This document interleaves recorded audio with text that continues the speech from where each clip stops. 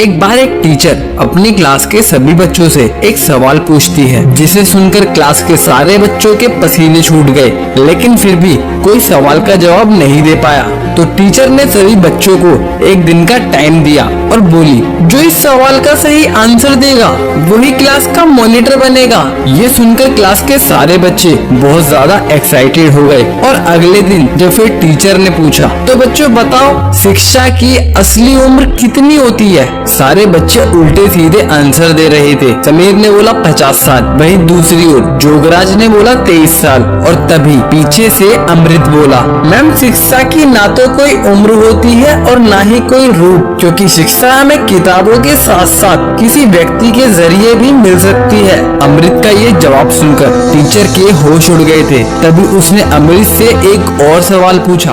एक हवाई जहाज में 5 लोग सफर कर रहे थे। धोनी, अंबानी, राहुल गांधी, नरेंद्र मोदी और एक छोटी सी बच्ची।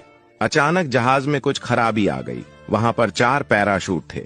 धोनी बोला, मैं दुनिया का महान बल्लेबाज हूं, मेरा जिंदा रहना जरूरी है। फिर एक पैराशूट लेकर कूद गया।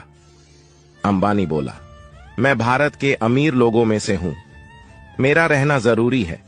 फिर अंबानी भी एक पैराशूट लेकर कूद गया। राहुल गांधी बोला, मैं इस देश का सबसे लोकप्रिय नेता हूं, मेरा जिंदा रहना जरूरी है। फिर वो भी एक पैराशूट लेकर कूद गया। नरेंद्र मोदी बच्ची से बोले, बेटा आप देश की भविष्य हो, जाओ आप आखिरी पैराशूट लेकर कूद जाओ। बच्ची बोली, लेकिन यहां पर तो 2 पैराशूट है, राहुल गांधी तो मेरा स्कूल बैग लेकर कूद गए।